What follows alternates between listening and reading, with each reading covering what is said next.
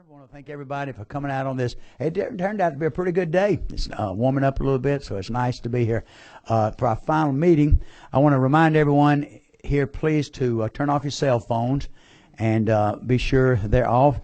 And remind our audience once again, if anybody would like to speak to anyone, to please come over to my left, your right, and raise your hand. And where am I? Sheena, where y'all? Oh, they'll raise y'all hands. They'll come out and take your message and bring it up to someone on the committee if you have a comment. No one is allowed up here.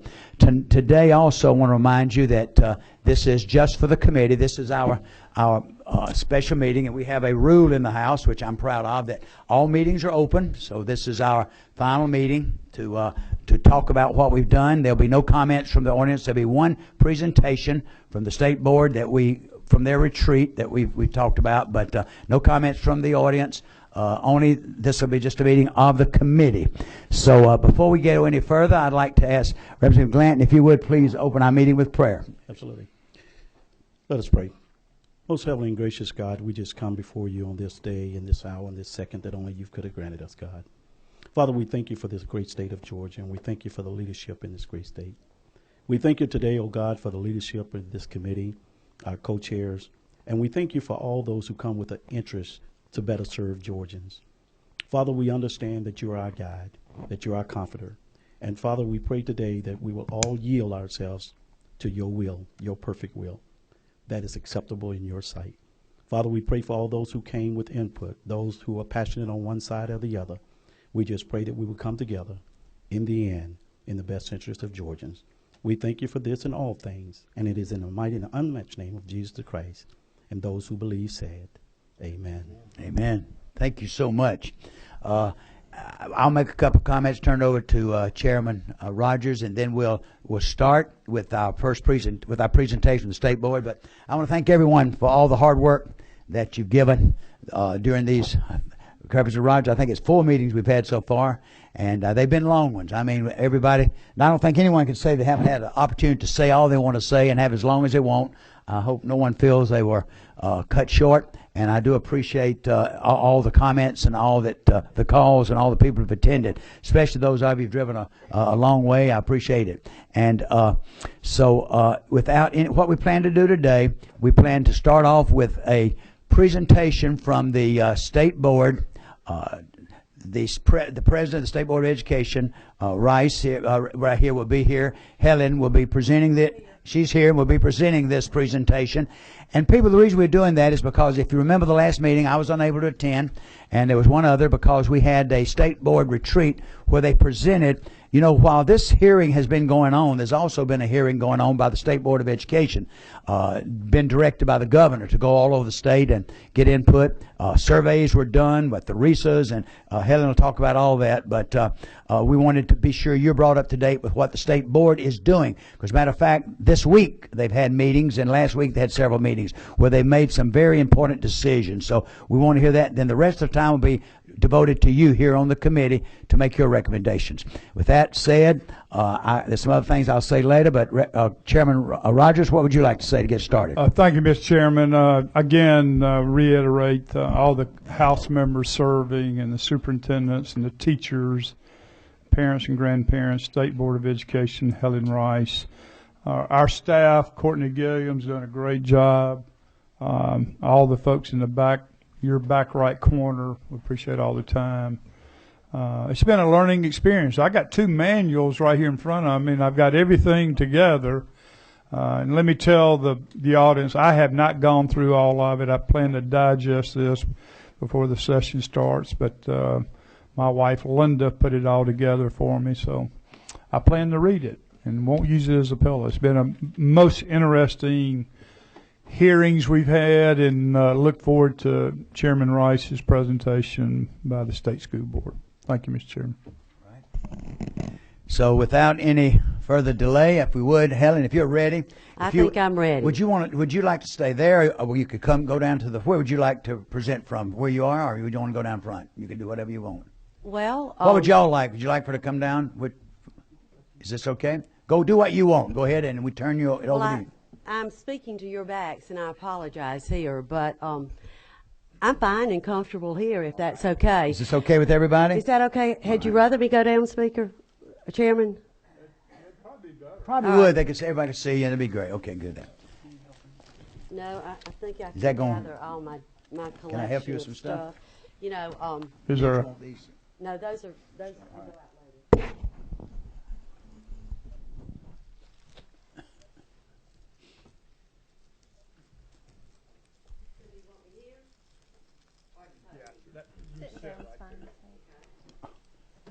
Has she already given out? You already given out though. You haven't given out those yet, baby. They don't have their. Okay, good. I see them on the desk. That's not them. Okay, good. The resolution, they haven't got them. Snuggled in here. All right. Well, can you hear me?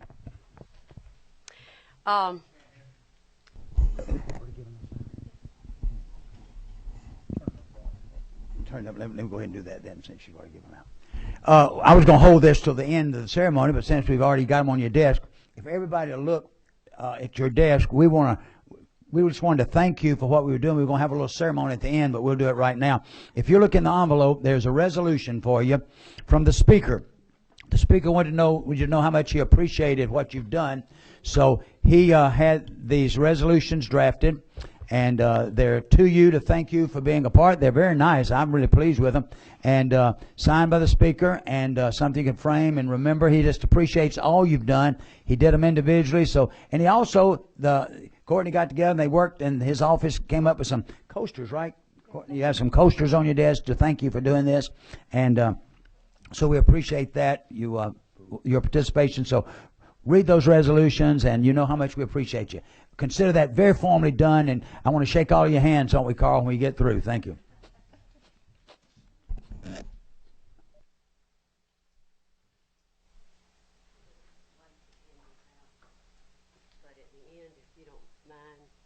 Handing this out.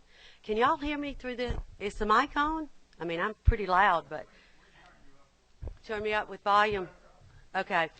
Well, I'd like to say thank you for this opportunity. I'm going to talk with you today about three things. But first, I want to tell you that the State Board has not been asleep at the helm. We have had a plan, and we put that plan into action.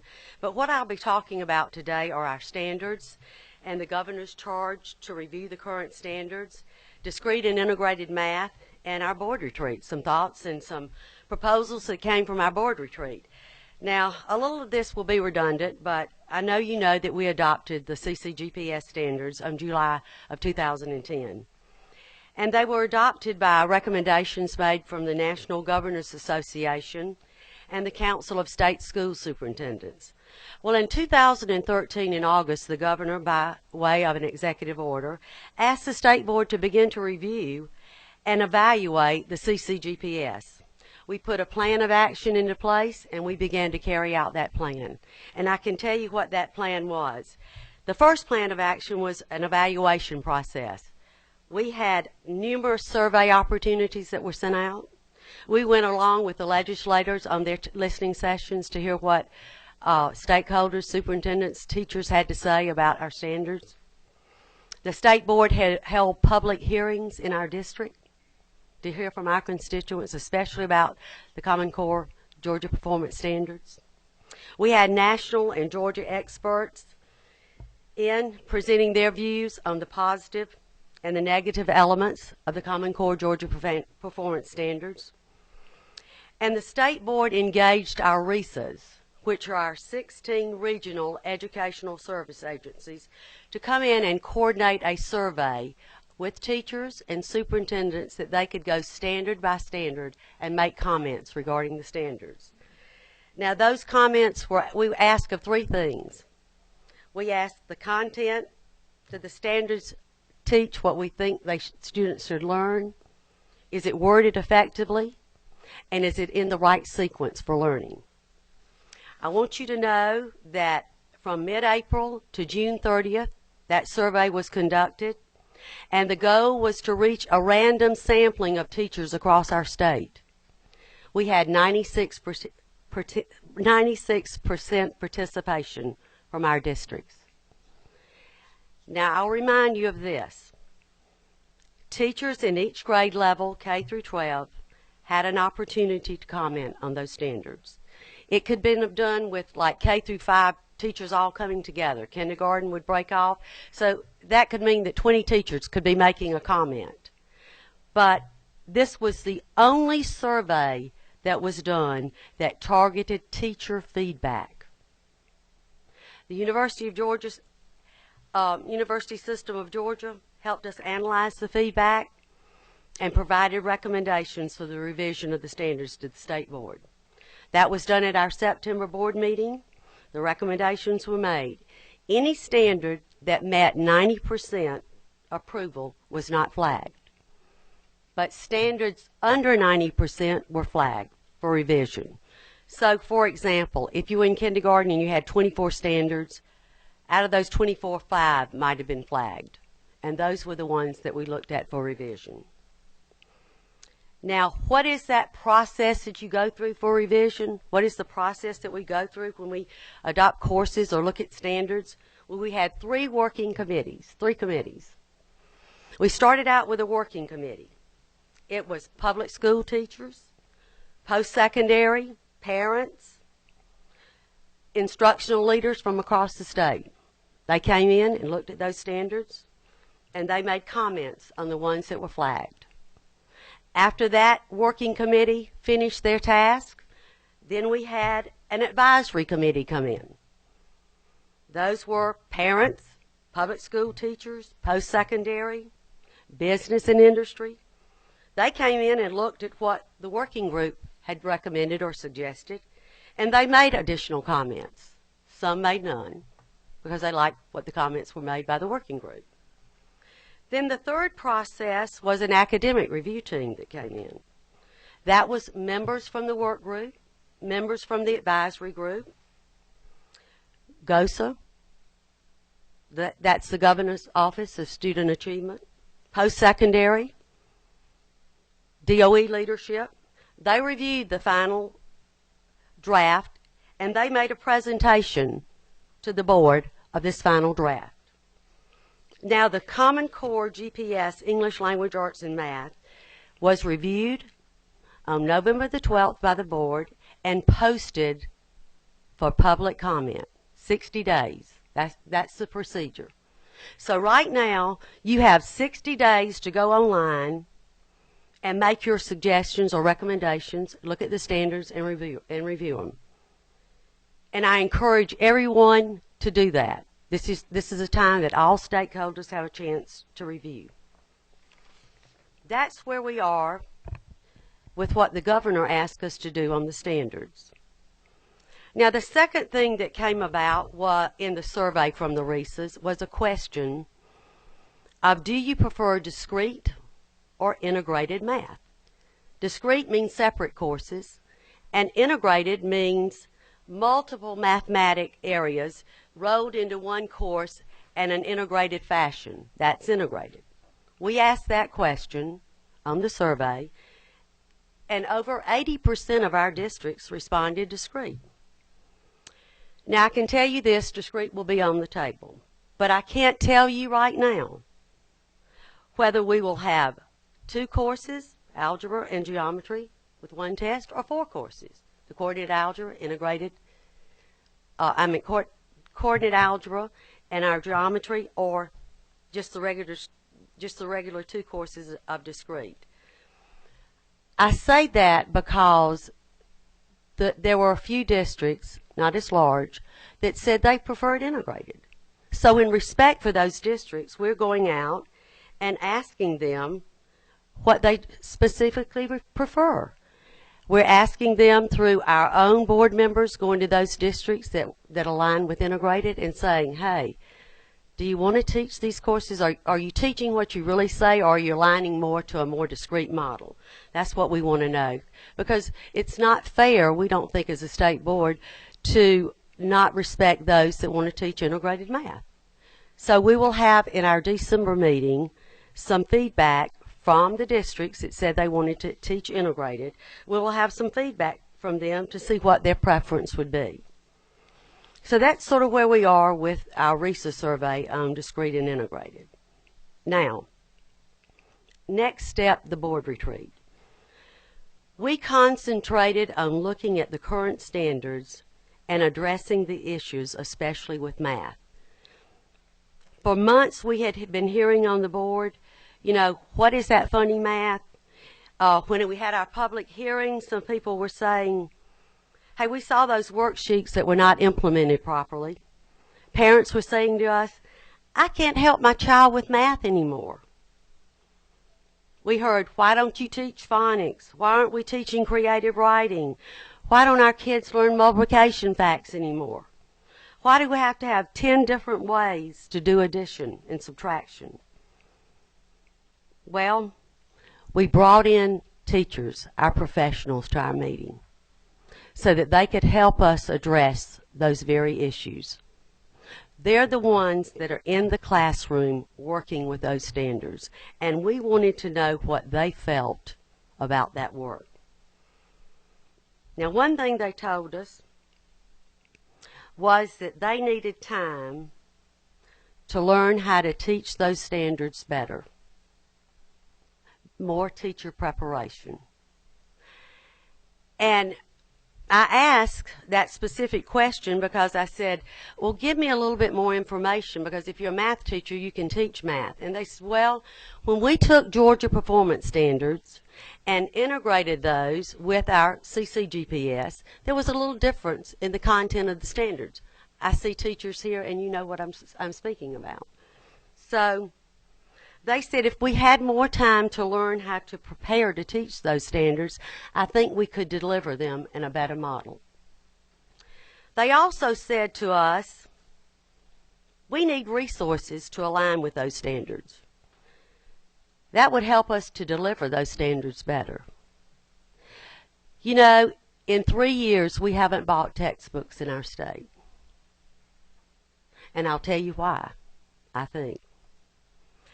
When we had Georgia Performance Standards, we bought textbooks because we thought those were aligned with our standards. Every district bought the textbooks, and they found out that they were not aligned. We spent a lot of money on textbooks that were truly not aligned with our standards.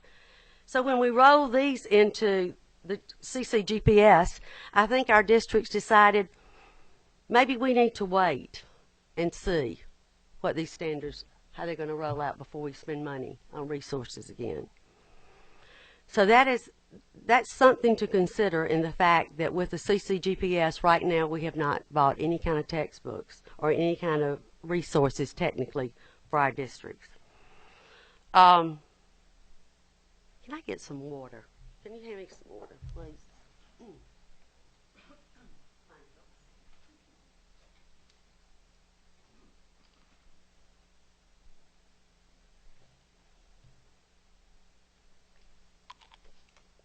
We did learn from our teachers at our retreat that phonics and creative writing and the reading of the classic literature and multiplication facts, they were a part of the standards.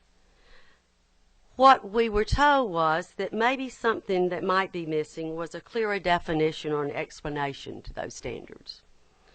So in saying that, teachers began to talk about more clarity of our state standards and more clarity on the expectations of those standards. So what came about with this clarity and expectations was an exemplary curriculum. Now, we're not in the business of writing a curriculum. That's a local decision. But exemplary could be some kind of best practice. We had some districts come that were fortunate enough to have staff to develop a curriculum on their own or hire someone as a consultant to come in and develop a curriculum. But what we envisioned from what the teachers said an exemplary curriculum would be a standard that is posted, as you know. And then a second process to that would be examples and vocabulary with that standard that would help further explain what that standard meant. Now, there's a bonus to that. When you have a standard and then you have a next step that has some explanation and vocabulary with it. The bonus to that is that that teacher gets another look at what the wording of the standard and how they should roll it out. But a parent can come in and actually see it, a standard, and it breaks it down into a little bit more of a layman's term for them. We found out that teachers talked about a pacing chart, which was give your standard and the amount of time that might need to be spent on that standard. Talked about some suggested resources that were to align to those standards. You know, at DOE we have numbers of resources that have been vetted. You could have top 10 in there, resources, put them there. It would give a basic framework that would give some consistency across the state. And to the teacher, they were saying teacher prep, resources, consistency of basic skills. So that was something that was presented to us by our teachers at our retreat. And another thing that teachers said to us at our retreat, and this came from one of their presentations, it said, we want more clarity of state standards and expectations. Well, an exemplary curriculum, local systems can choose whether to adopt it or not. They can take the exemplary and build it out however they want, but that would help with clarity of standards and expectations. We want a realignment of standards rather than a complete overhaul of the current standards. I think that's what is happening right now in the post for 60 days. 3 groups have made recommendations, and you can go online and see. And I will say this too, in a best practice model, if I told you from a teacher, I'm a teacher, that we taught traditional computing methods, I'd know exactly what that meant. Ones, tens, hundreds units for mathematics. But to my friend that's not a teacher, they wouldn't understand it. So the breakdown of that next step of clarifying standards would be a great help, I think, not only to teachers but to parents. It would also offer, I think, those questions that we heard from people about, why do we have 10 different ways to teach addition? Well, we really don't. You know, we have a thing called differentiated learning.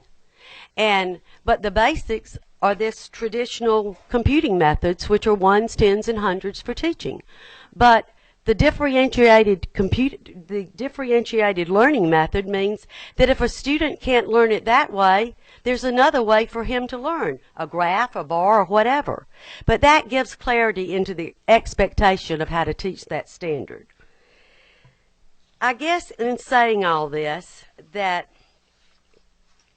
teachers also said to us they want more time to become comfortable with this math and the curriculum, and time for students to grow with the CCGPS standards. So what is all this saying? What have we learned? I think that we heard from teachers that they need better teacher prep. They need time to fully understand and teach the standards that exist. We asked them, do you like the standards? You want them to change them? You want to throw them out? They said, we like the standards. They need tweaking. I thought that was sort of like a business, too. You open up a new business, you take 3 to 5 years to kind of work out the kinks in a business. Well, new standards that have been merged from Georgia Performance and Common Core needed some time. I think you're beginning to see in some of the systems we've been with the standards for 2 or 3 years, we are making strides because people are beginning to knead that dough and understand what it takes to teach and roll out that standard. But in saying this too, where we are, we're listening to those teachers.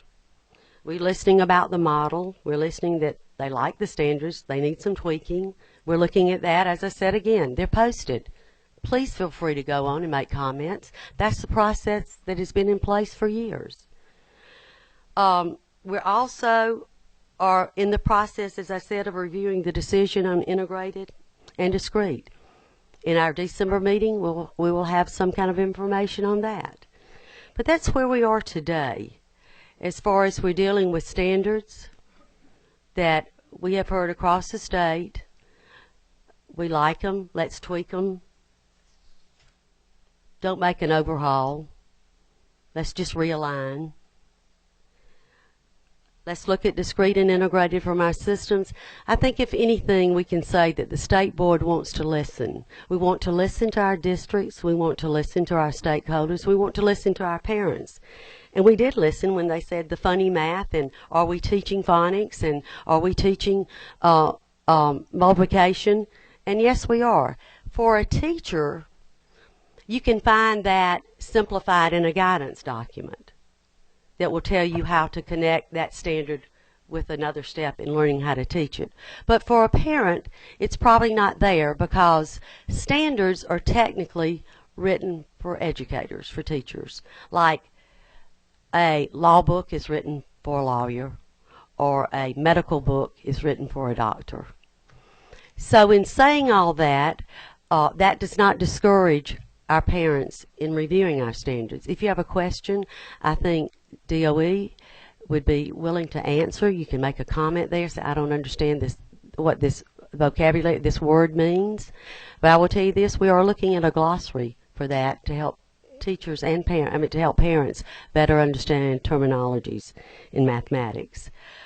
The last thing I would like to say about the State Board is that there is a genuine interest in gathering facts and information so that we can make the best decision for students across the state. That is our concern. We want to give our teachers information, resources, and tools to do the best work that we can. We want to hear from them. We want to help them. We all want to do what is best to make sure that our children are learning effectively, and being ready for the 21st century. That's sort of where we are. Thank you, Helen. If you don't mind, we'd like to ask some questions. Anyone on the committee now, if you would just, you have a little button. Can I say one thing? Yeah. Dr. Rycraft has a handout for you that has some of these points and information in it. I just didn't give it out because instead of fumbling through things, I think when you get it, you can see it. I just want you to know, and Brooks, you're very familiar with this. This was our board retreat. It was a working board retreat. And it had in here update on English language arts and math standards, application of English language arts and math standard review, the history of our math, the structure of standards to curriculum in the classroom, mathematics teaching and learning in Georgia, standards discussions, professional development. These were 2 days spent on trying to understand and clarify what our teachers and our students need in the state of Georgia to make learning easier and more effective. Helen, let me say that I attended, and all the education, House and Senate Education Committee members were invited. Some of you were invited, but we felt, most of you with the hearing, which we felt was more important. But I will say she's correct. 9 of our education committee from the House Education Committee, they were there. Spent the 2 days working with them. It was a very, very hard working session. We had some great presenters. A lot of questions were asked, and we had some good discussion, great discussion, and a lot of information was given. That's why we felt like it was important for Helen to be here. She hated she had to miss our last hearing, but that was very important. It was a good, hard-working session. We have now. I'll call you by the way your lights come. All right. So, Chairman Rogers, you have a question. Well, I was just going to make a comment. If any of the committee members need to ask a question, mash the button on the right side of your mic, please, and it'll flash up here, and Courtney can identify it. Chairman Rogers, and the first question, I guess, would be Dr. Vosa. Well, I was going to ask a question, too. Okay, that's go ahead. all right. Go ahead. Yeah, you may ask one. Okay, thank you. Appreciate it. Helen, I wanted to ask you on the survey to the teachers, how was that sent out? Was that on an anonymous basis? It was. It was Okay. sent out. It was done through the RESAs in the different districts. And like I said, it was a random survey. And so teachers came in. I mean, we didn't know who they were. And it could be, numbers don't really indicate how many teachers, because you could have 50 fifth grade teachers in a room that responded on those standards. But it was random across our district. And out of 180, like I said, 96% participated, but that could be 1 or 2 schools within those districts. Okay. follow-up question. Of all the hearings we had, and I'm sorry we booked meetings on top of each other, but I'd already booked that one in Gainesville, so on the retreat. I think the most interesting thing that I heard through all 4 meetings was Dr. Dooley with Georgia State. And I think the school board, DOE's familiar with Dr. Dooley. She does research with Georgia State. She made a comment, and I don't know if you know Dr. Dooley, very articulate lady, has done research for state of Texas and now at Georgia State. She made a comment about K through 12 students, that there is a learning curve that is expected under Common Core. There's a curve like this, and she made a comment that students 5th, 5 years of age on up to 11 years of age, their curve bounces, and they're expected to learn more than they can under this Common Core standard and curriculum. That's one thing that stood out to me. I would hope the board would reach out to her. I think she's done some research for DOE and other categories, but I think I'm right on her name, isn't it, Dr. Dooley? It could be Cooley, maybe Cooley. I've got her name in the book here. I'll give it to you. I think it's Cooley. We certainly will. I don't know her, Okay. but we will definitely reach out to her. I think and- you and would ask her to enjoy review. knowing her and using her. I was most impressed with her presentation, and I think most of the members that were there were too. So Thank you.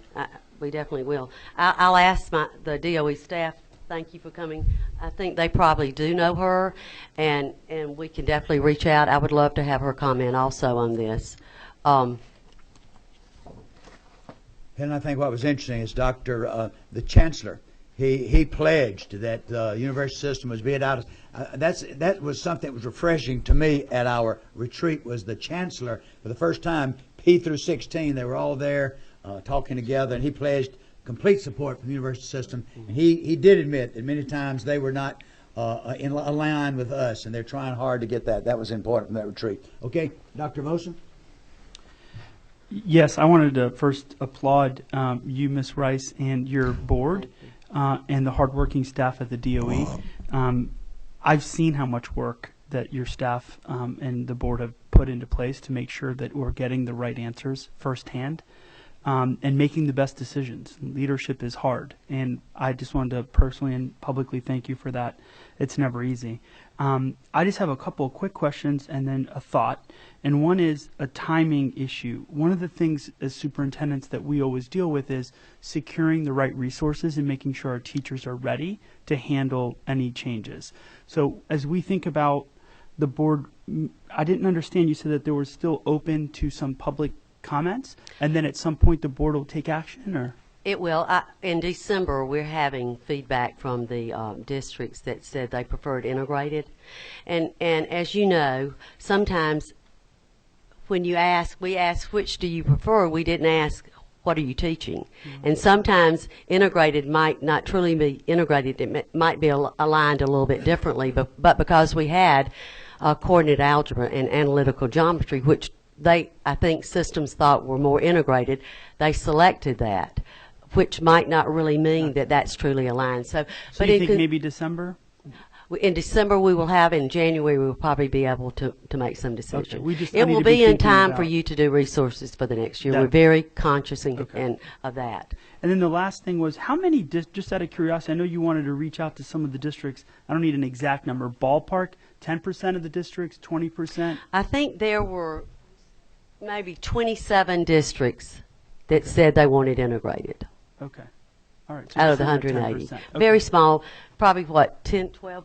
Yeah, less than 10%. Yeah. All right. I'm not, yeah. Representative Jaspers? Hey, thank you, Chairman Rice. Hey, I do thank y'all for the time you put in, especially Governor Deal, for really getting the ball rolling early on to get you all to really look at this, because there's a lot of concerns. You've sat in here at these meetings with us for many times. We missed them.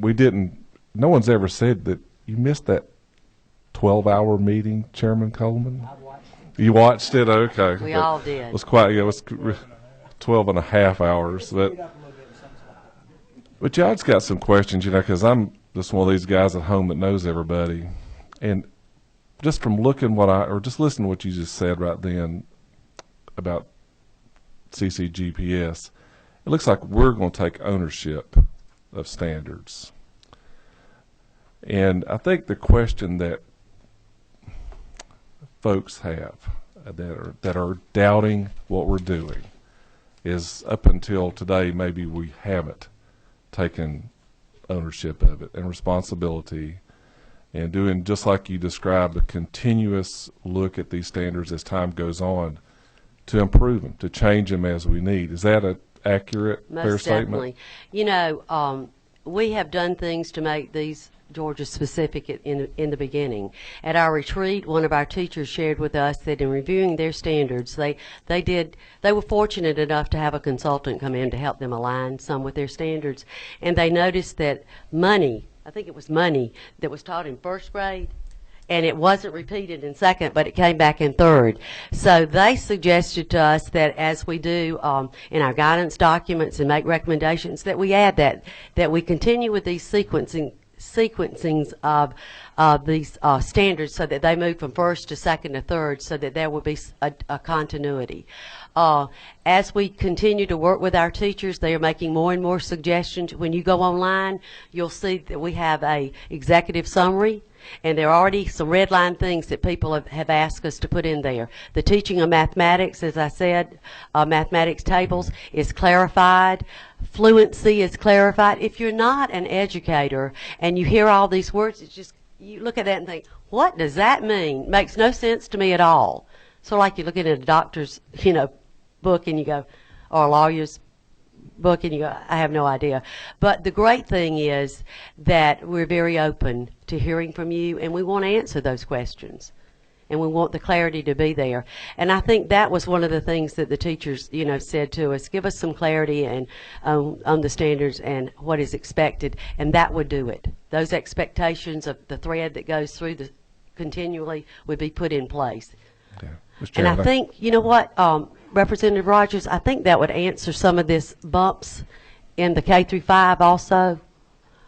A lot of systems build it out, and I'm not a superintendent, but we have superintendents here, and Dr. Vos, some of you might comment. I know you probably have built those out and connected the dots in some of those areas already. Where are my other superintendents that are here? Right over here. Scott? Dr. Scott? I do think that's the case, and we've been sharing this information, a little chart that was online, and understand that there was over 100, I think it was 133 revisions to the math standards, and our teachers had been concerned about those revisions and hoping that some of those would take place, and our teachers were very active in the surveys, and we had a very good return rate for our district for the surveys. And I appreciate both the state board and our General Assembly for the meetings that we had last year, and it really feels like that we're communicating and we're all working together, and I think it's refreshing to our teachers on the ground to really know that somebody's listening to their opinion, because in my humble opinion, they are the experts. That's the way I felt, coming from a teacher. And I made this statement, and Representative Cohen, you'll know this. I said this early on at our retreat.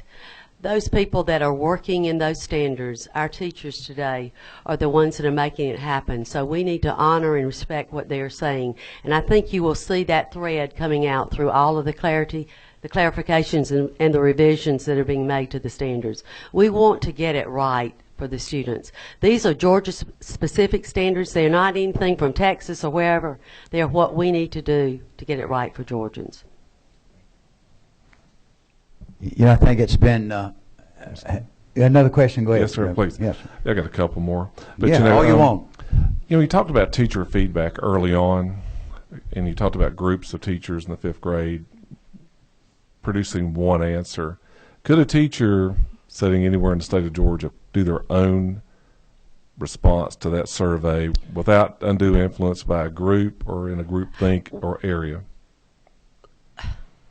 They had to go in and click on. Yeah, but you they could do it by themselves. Yes, They'd have to be in a that's group. correct. That's correct. Right. They could do it by themselves also. Okay. Yours did? Okay. Most of them that we, according to our research, most of them did it individually. I don't know what you found. Okay, and you. Okay. Okay. All right. And if you're a parent sitting out there and a concerned citizen, a taxpayer, may or may not have kids involved in this, they still have a reason to think, and they look at realignment versus overhaul, the definition, what we're doing. But it seems, if I'm just a common layman, not an educator, looking at it, that we are doing more of an overhaul, or you're saying it's a realignment. No, Let's say, I think that's going to be a big question as this moves forward. I think the standards, when they say realign, I think they're asking for clarity and making sure that standards, in math, it's a ladder approach. In English, it's more a vertical approach, concept. So I think what they're saying and what is happening is that the math standards, the connectivity, the consistency of those things move from one grade to another. Okay. And the same thing happens. It's not that we threw out anything. We just clarified and simplified some of the things. And we didn't repeat a lot of redundancy. And lastly, on this exemplary curriculum that you described, so you're creating that for math and English? We would create for math and English for all the courses, and a lot of the work's already been done. I know Dr. Rycraft in that curriculum department, they have a lot of that already online, but it needs to be compiled in a better format so that the systems can go in. They can, like I said, they can choose to adopt it, use it as a foundation. They can build out from it. That's basically a standard is what we expect kids to do. A curriculum is how you go about teaching it. But something exemplary, especially for the school systems that cannot afford to hire someone or have enough staff to do their own, this would be a great thing. It adds a little bit of consistency across the state, and they can look in there and say, oh, this is what we're doing grade level by grade level. But it by no means is taking away local control. They have every right to do their own curriculum. It would just offer a framework, a basis for how you move forward. And yes. Point. I've had a lot of discussion with parents around this idea. So kids need to know the main idea. The state doesn't tell us what book to read to learn to do the main idea. Your local school districts decide that. If the community has a certain passion about something, then go to your local school boards and say, this is what we'd like the kids to read. All the standard is just telling what the kids ought to be able to do when they interface with text. And I've had to clarify that a lot in our community, and I think it's just really important that we state that over and over again. There is no mandate about, they may have lists of books that people might think about, but there's no mandate. You can read whatever you want. I think one thing that I got out of this, Representative Jaspers, was the fact that, talk about exemplary curriculum, we heard some great presentations, and the comment was made by a couple of school systems there. I wish my system could see that. And with the great information system we have now, put those online, put them out there. They could tap into Coweta. They could tap into wherever they want to and use that information and not reinvent the wheel. But as Dr. Vosa said, do what if they don't want to. I would say the Gwinnett County, they have their own staff. They developed it. Let's share some. You've done some things. That's just saying we could share, but they're not required to. I appreciate you saying that about textbooks. They still say we pick our own books, we pick our own curriculum, we develop it. But some of these small systems, when you realize that 49 of our systems are smaller than, I think, 3,500 students. They don't have the staff that the Gwinnett's, the Fulton would have to do all this. That's sure. Well, I guess and follow up on that exemplary curriculum, because you're going to do a lot of courses, and it's got to be done in a pretty short period of time, I'd imagine, to be effective. I mean, do you have the resources? We do. And I say that, Dr. Rycliffe, we don't have all of them, but we have, I think, we talked about this at the retreat, that we have enough resources that we can pull together and to begin to do some exemplary. Like I said, different districts are going to build it out, however, but at least it gives some consistency across our state that And I think it will stop some of this going online that you see. You know, where do they come up with this? You know, and not necessarily that it came from Georgia, but we got a lot of feedback. Well, I saw this. Are we doing this? And we go, no. You know, this. Why do I have 10 different ways to teach addition? That really isn't the expectation of that standard. That was for differentiated learning. That means if a student can't learn by ones, tens, and give them another opportunity to learn how to do that addition problem. And I think, Dr. Scott, you see that in your systems. You know, it doesn't mean that a teacher sends home a sheet that is an instructional sheet and says for homework that night, your son has to learn 10 different ways to teach that addition problem. You want to comment on that? Well, I would just, when you start talking about the exemplary curriculum, again, the teachers are the experts, and generally, when we do something like that, we rely on those teachers to come together. So it's not necessarily the State Department of Education, who has a very limited staff. It's our teachers across the state who have proven to be exemplary teachers, and those people come together to write those exemplary curriculums. And there are things out there now with our social studies. You go on social studies and you'll see model lessons, and if you go and look at other curriculum areas, you see those. And so I'm thinking that's what you're speaking of. It is. It is. It's the same process that we use with courses and standards. We bring in the experts to help us, but we do have some things online that are already in format. Correct. But they would look at those and say, okay, this would be a great example of how to build this. It would not be DOE or the state board saying, okay, we got to write it. No, that's for the local groups to do. And we have faced some confusion with parents and things, thinking that their kids were getting taught by all these different methods, and that they were required to do certain things. And so we've dealt with that, and we've talked with our teachers about how to communicate with parents, and even with the new testing that's going along, having conversations about the different requirements and the different comparisons that are going to be made with those, and really preparing those parents for those results when they come out at the end of this school year, beginning of next school year. You know, I think one thing we need to keep in mind too, that came out was very important. RESAs are very important, very critical. Right. We heard from one RESA, and we talked about what a great job they'd done with this math and with staff development. We need to take that model and move it to other maybe 12 RESAs and not develop another model. But one thing that I think was very clear that you said earlier, someone said, don't stop talking in that educational jargonese. Speak where I can understand what you're talking about. I like your idea of a glossary. Parents going online, they hear differentiated learning. What are you talking about? Parents will say all these different ways you're making them do it. So I think that's important for parents to know, and they caught that. But I was really impressed with what many of our RESAs are doing in these smaller systems to help schools. And teachers, the biggest problem some of the teachers said that they just had not had, as you said, Dr. Vos, they moved a little too fast, enough training, especially at the elementary level. They weren't math teachers, so they'd had some problems. So that was refreshing. Thank you. And a compliment to the DOE, too, because Yes. when those comments came, they jumped on it and said, we can do a glossary. That'd be great. We Right. could add that to a standard review. So I hope you understand that we really are not asleep at the helm here. We're really trying to do what's best for kids in Georgia. And we're listening. And we're listening to the teachers and the principals and those that are really, and I've said this 100 times, those are the ones that are in there kneading the dough that's making the bread. You know, you can hear from anybody else outside, but it's the teacher in there that's doing that work that can tell us this is working and this is not. Yes, ma'am.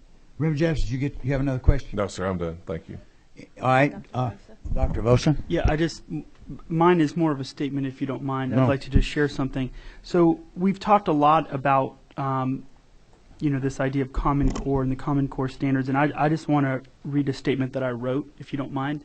I applaud the governor's establishment of the open and transparent process for the review of the Common Core standards. And after listening intently to all the comments that were shared by many citizens across the state, and including those that I've heard over the last couple of years, I believe the question of overall content should be left to the state of the state educational standards should be driven by and led by the State Board of Education. That's their primary role and focus. And I believe the Georgia Board of Education is the best positioned to provide a statewide leadership necessary to ensure the opportunity that each public student be successful. So in short, I think, although I think it's wise that as elected officials at the statewide level, you all ask the tough questions, but I believe that the State Board is not only best positioned, but in fact, not only best positioned to make that decision, but that's what they're required to do by law. And so I support that, and I hope that this group, as we think about what we need to do, what we need to do next, is that we do what we should do, which is allow the State Board to do what they're supposed to do. You know, thank you so much for that. That's a great lead-in, because that's so important. One of the criticisms we heard, legislators, is that the legislature had been left out of the process. We hadn't been involved. And I want to say nothing could be, that's wrong. Nothing could be further from the truth, because over the last 2 years, the State Board of Education, every member of the House Education Committee, and most of the members of the Senate Education Committee, we tried to get all of them, travel this state thousands of miles, not hundreds, thousands of miles. We spoke to thousands of parents and teachers, and in the evening we would go, as you know, Representative Glenn, from the morning to evening, visited schools, heard from teachers. We heard from 160 of the 180 superintendents. Then we've started this committee, then what y'all have done. So we have had the input. And the thing that I like, legislators, I'm proud of what the State Board, I want the legislators to know. We made a pact 4 years ago that we would be involved in retreats, the Education Committee, our committee, and I mean almost 85% of them have been involved in, we get together during the year, we've gotten together at the retreat, we are being involved in discussing these things, letting our feelings be known, and we are in the process now of having the chair of the House and the Senate or their designee to be a member of all these, every 4 years, all these review committees to report back to the legislature. So we want to keep us involved too. But I agree with you, Dr. Vosa. That's what the law says they should do. And I personally don't know that we should be legislating curriculum, you know. All right. That's just a statement. It's up to this group. All right. Anyone else want to ask a question? Anyone else have a comment? Well, I have a question. Yes, ma'am. I'd like to hear from our teachers that were part of the board, because you're in there working with it and making a difference, and I hope you have felt that there has been a real concern to hear and listen to what your needs have been. Sure, absolutely. In my county, I don't have a problem with the Common Core, and I have the freedom to develop my own curriculum even. We're very small. I teach 9th, 10th, and 12th grade English. So my superintendent is very supportive. That's what whatever I want to do about that.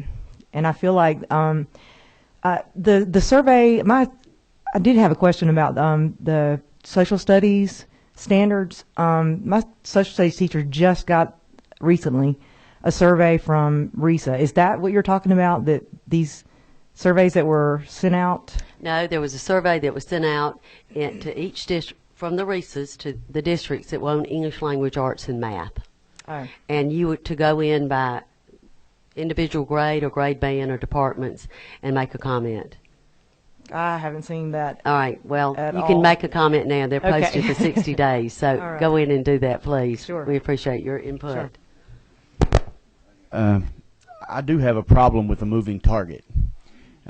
So I'm supportive of what we have in place right now. If we were to abolish the Common Core, we move backwards to GPS, which is 80% of Common Core. If we move back then, teachers are tired of moving targets.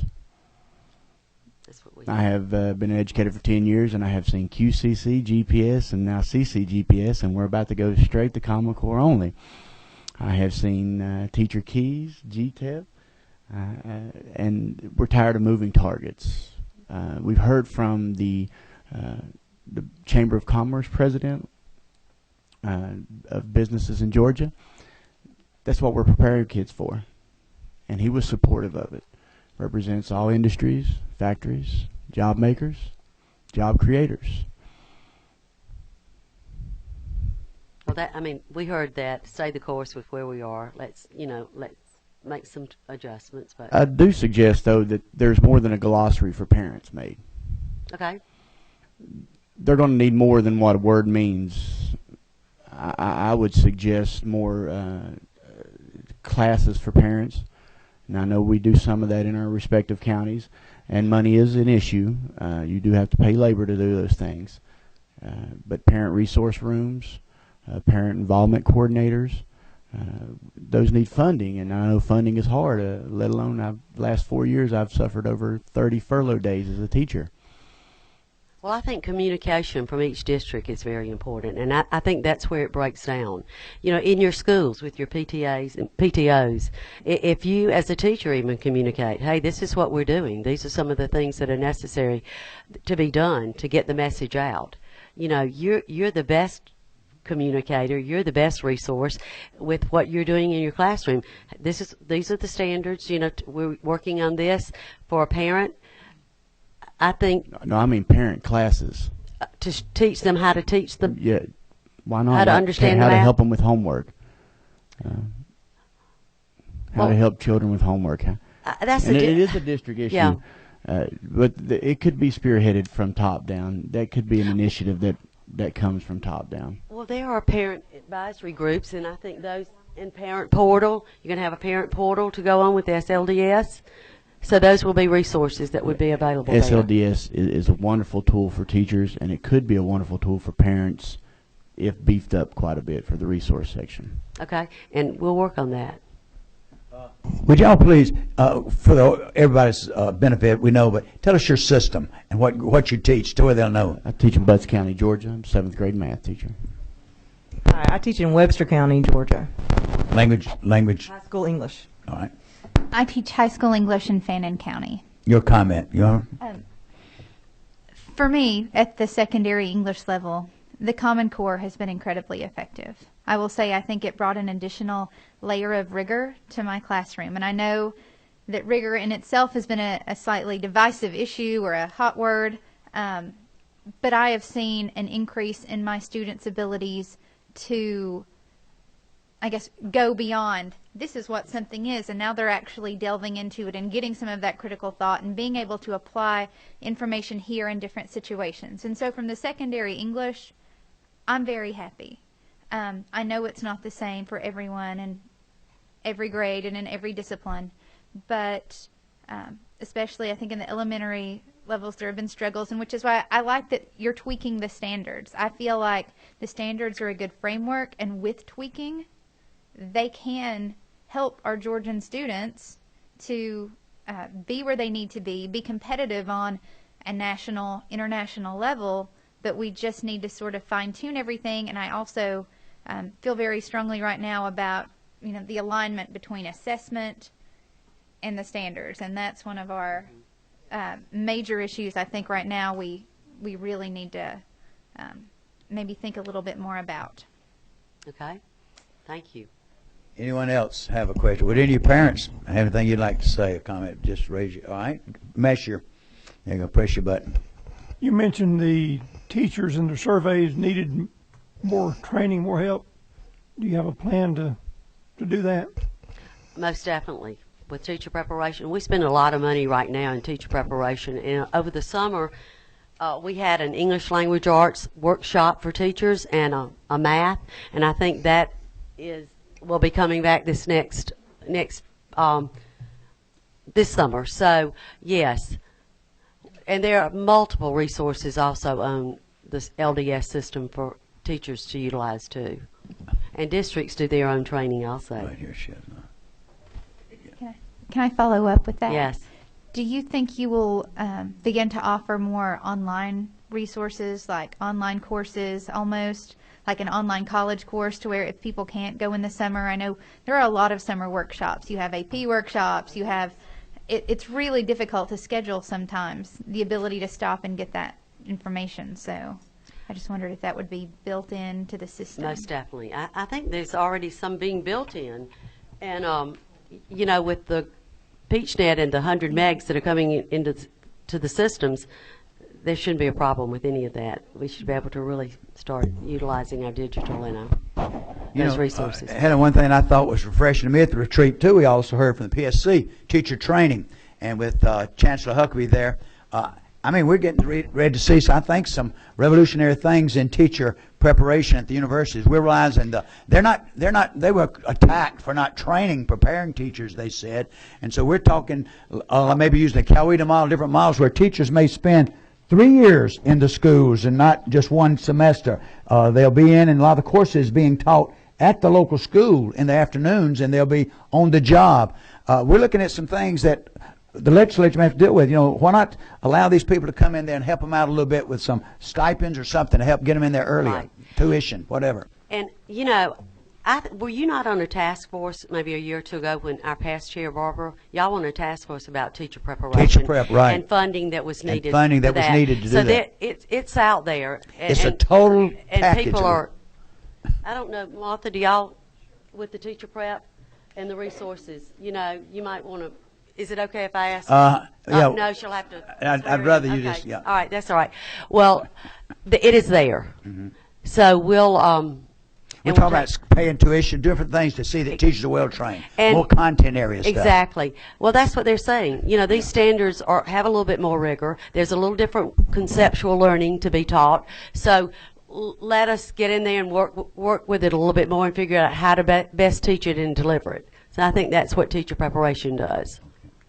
Any other questions now from members of the committee before we get into the next day?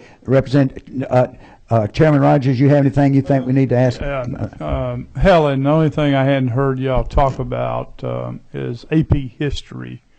What have y'all done on AP history? Well, that is not in Common Core, and neither is social studies. That's part of history.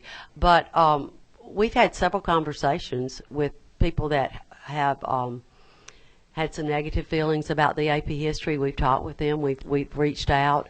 That's still in conversation, but we're finding that a lot of the alignment with what we're teaching in Georgia. If you take an AP class, you still have to come back in our classroom and take an end of course test. So, and all those components that we're expecting our students to learn, that are civic minded and have the tenets of foundational tenets, they're in there. So it's being taught. There's so many misconceptions out there of things that are getting thrown out and not utilized in the right way. But I can tell you that from the State Board and from the DOE, when any concern comes in, we've addressed it to see if it's fact or fictional and how we can move forward with it. But there again is another misconception. The only thing that has been in Common Core is English language arts and math, and that was to be more portable across the states. That was the original idea, so that if I lived in South Carolina and I came to Georgia, that I wouldn't be so far behind on the core courses. When we go to college, you take a core curriculum. Well, that was sort of what Common Core was. It was a more transportable kind of measure to make sure that kids were getting the same courses across states so that we could move more quickly and be more productive for the 21st century. And then it just got morphed into something else that I'm sorry about, because it really has nothing to do with anything but really mobility and rigor and conceptual learning and a little bit different teaching style, so that kids can say, I'm not just memorizing this, I'm really understanding why we're doing it. And we've seen that. We saw that at Gwinnett when we went into their STEM school. I mean, I'm sitting there listening to this kid tell me about G-force, and he's really understanding. I'm going, man, this is really great. And why these robots have these little wheels on them instead of big wheels, and all these, it's real, it's relevant to them. I went to college, and you took an algebra class or geometry in college, and I bet you I memorized half of that, and you don't even know got a B or an A. But now they're learning why we're doing these things, and I think that's the great thing about the rigor in the Common Core standards. It has nothing to do with nobody gave us these standards and told us we had to teach them. Okay. They were developed. Follow up. That name is a Dr. Dooley. Caitlin McMunn Dooley, Ph.D. Okay. So we will reach out to her. Okay. Ask her to review. That's all. Representative Jaspers. Thank you there. So we're doing this review right now. What is the plan is there a plan to continuously review and look at standards? There has always been a plan. Every 4 years, one of the courses, English language arts or math or social studies, it comes up for review. That's always been in place forever with the system. We just happened to, I think really in 2014 it was time to review the English language arts, but because of the whole bubble of sequence of things, the governor asked us to review both of these. But in place by law is to review standards, courses and standards. Years. It's been done since I remember, and I was one of those QCC and GPS people too, you know, when we started out. So yes, all these things have been in place. Somehow they've gotten lost in the process of thinking that there hasn't been a method or a procedure there to do it, but it has been. And it's worked well, and it's worked well for all the districts and systems, and we really never heard a lot from anybody of any complaints on it. So I encourage you, also encourage that to sort of stay in place, because I think it's a great working model. You know, and it's in the law too, since people don't realize this. It's been in law since the late 70s, early 80s, the local advisory committees. When McDaniel was superintendent, that every system, because we, back when you remember, we'd go around and have the local advisory committees that would help advise and be part of this review process. That was started years ago, and that's still in law, that the schools have, you know, they have the parents, and we tweaked it a little bit, but that's been law. One thing we have added that I think is good, the legislators are concerned about that, as well as many parents. We have added that component, and I assure you, last 4 years you've had legislators involved, a lot of them, but we will still, that component's there now, that there will be somebody, and every 4 years, I hope they'll enjoy it. They'll be there that whole year, that legislators following through with that on the review process, you know, bring it back to us. Be education people. Yeah, my wife was a part of a standards review a number of years ago. Just talk to us about data. You know, every meeting we had, of all 4 meetings, there was very, grave concern by just citizens out there about the sharing of data with other states and their bigger entities. And I know we say they don't, but I'd sure like to delve into, you know, there is absolutely fear, worry that our children's data, congregated, gobbled up into one big ball or whatever, is being shared. Well, that's not true. What you use data for kids is, if you're, this is just, say I wanted my child to go to Yale or Harvard. You know, I just use that for an example. I could go and look at aggregated data and see, what did these students that went there, what did they take that got them into that system? You can use data to see, my student on his test, he's still in that 70 percentile. Well, I'm not talking about your use of data. Okay. I want to know that the data that's created in Georgia is shared with other entities and other groups outside of our state, that's not being used by teachers in evaluation and helping children learn better.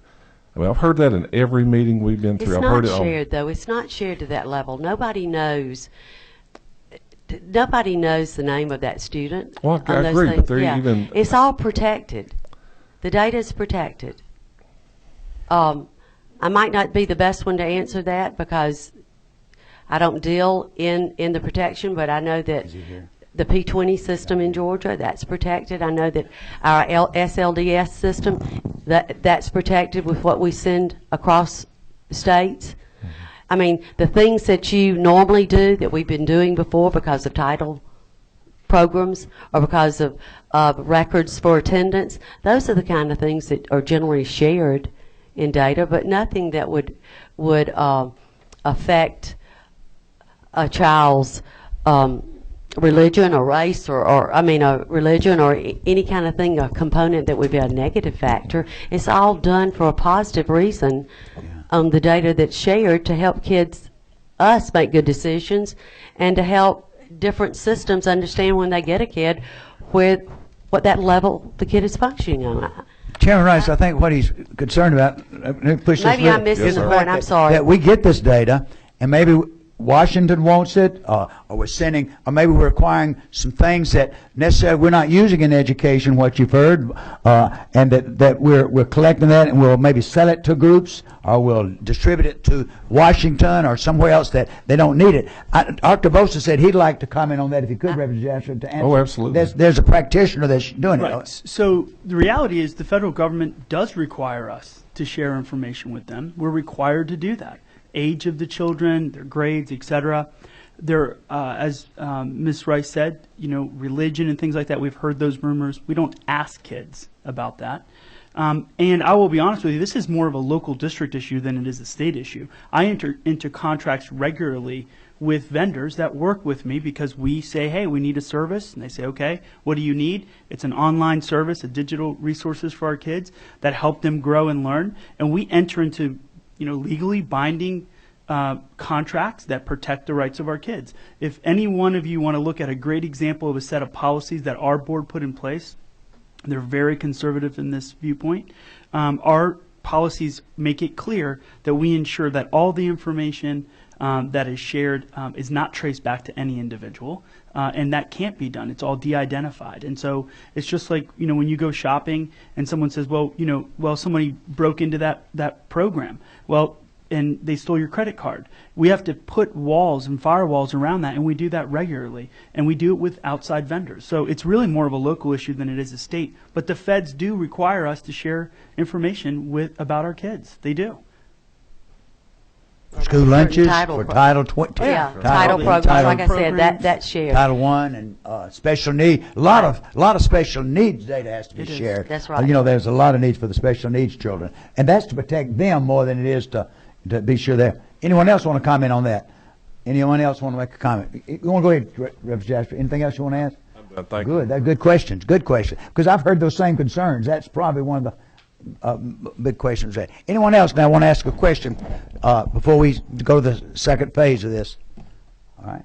Anyone else? All right. Thank you so much. Very good job. Thank you. Very good job. We're lucky to have I'm going to tell y'all something. We're lucky to have a state board like we have. I am so impressed with that state board. They were all there. They've been involved. They're very knowledgeable.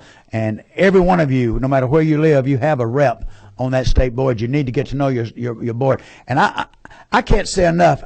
I thought I knew them, but I didn't. I'm going to tell you, this State Board of Education, as far as the department people that work, I couldn't like single you all out, but I've never seen anybody that works as hard, is knowledgeable, give their time, and are willing to help. So I applaud our state board, our state employees, what y'all have done. Y'all are marvelous. And I appreciate what you've done. And I know that you go many times above the call of duty. All right, now, Chairman Rogers, I'll let you if you want to. I think it's time we see where the committee would like to go. So if you want to handle that one, or whatever. You go ahead, Mr. All right. At this time, I talked with many of you. We've talked and we've said, ensure you here today, and we said this last meeting would be where do we go from here? What do you think we need to do? And I think Dr. Avosa started it off. He gave us his, and I'm going to ask him one more time if he'll start it again, say what he thinks, and then I'm going to ask every one of you. So every one of you, we're going to call on you, so be ready. And doesn't necessarily mean we're going to do this, and we're not looking for a majority or whatever. We're going to take all of this down. Then we're going to sit down with the speaker. Chairman Rogers and I will sit down with the speaker with our staff here, and we'll discuss this. But and then we may decide where we need to go. We may make some decisions today, Chairman. So, Dr. Vosa, if you'll start, and then all of you, I'll call on every one of you. Okay?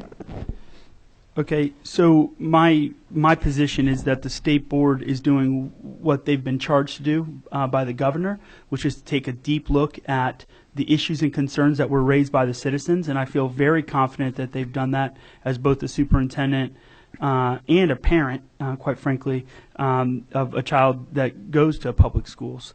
So I think it's really a State Board of Ed issue, and my position is that we leave them to do what they do best, which is govern and work with this, and it should not be a legislative issue. I think they're handling this the right way. You know, Dr. Avosa, we were charged by the Speaker when we started to see the role of Fed government, intrusion of the federal government into our state and into all areas. Under your recommendation, you wanted to look at all of the lunch program. You know, we've talked about title. And what have you felt if you don't mind me pushing you a little bit, pushing the envelope a little bit, what have you felt about the Fed's intrusion into our state? So that's really my main concern. It's never been about the curriculum. I feel confident that the state board is doing what they need to do. My issue is, and I've said this publicly before, we have a mountain of special ed issues that we must handle, and we get 10% funded. That means in Fulton County, we get $10 million from the feds on special ed, and we put in $90 million to meet the requirements. So we get 10%, and the local people put in 90%. Now, we love our kids, all of our kids, including special ed kids.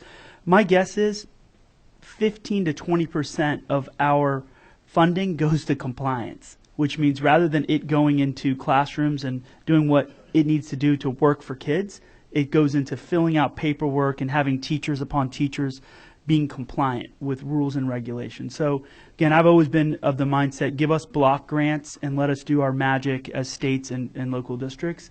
So on the special ed side, I still have great concerns about that. I know this committee is talking about that. We may have very little influence over the feds, but I think taking strong positions on things like this matter. On the food piece, again, we are all about making sure our kids have healthy foods. But the pace of change required for this, you go from sort of 0 to 100, is hard. They don't think about change management, and they don't think about how our local communities are different. I've got parts of the community that are 50% Asian, and the kinds of foods the kids want and the parents demand are different than in South Fulton versus Central Part, which is largely Latino and Hispanic. And so being required to do those things, unfunded mandates to manage those processes, and to be quite honest with you, unrealistic timelines. We want our kids to eat healthy, but give us some time to make those adjustments, find the right vendors. This is another issue. The vendors aren't out there to give us foods that meet those requirements. Now, luckily in Georgia, we've got a great farm-to-school program that Fulton County's been engaged in from its inception. We're bringing lots more fruits and vegetables to the lunchrooms every day. But those are my positions on those two items. I'm glad you brought that up, Chairman. Well, our charge was to look at the origins of Common Core, fact to fiction, what we've heard. And so if you feel like you need to comment anywhere, thank you. I will assure you that I think you're right, that the lunch, ladies and gentlemen, the title, and we are, Randy Nix, matter of fact, has a group he's working with to look at this whole thing of the special needs. We're meeting with attorneys. That's a tough one to look at there. And we are sending part of this to Johnny Isaacson and our new senator to let them know the concerns we have up there, if that's good. All right, I'm just going to go on down and then come back this way. So, all right. Obviously, I'm Eric Johnson. I'm a parent. Also, I have two kids in elementary school, a third grader and a first grader, and I'm also elected school board member. So I would say, and I've said this for the last 4 meetings, Lowndes County School District in South Georgia is the district I serve. And also, if you've seen me the last 4 meetings, I'm a big proponent for Common Core. I think firsthand with my two kids in the system of what they've learned over the last couple of years, it's made a huge impact on them and their education. Again, it's third grade and first grade, but I would say it's not perfect, and I've said this before, but just like anything in the business world, I mean, you've got to continually tweak it, and as long as we have legislation in place that every 2-3 years, teachers still have the input to change the curriculum, change the standards, and they can continually tweak it.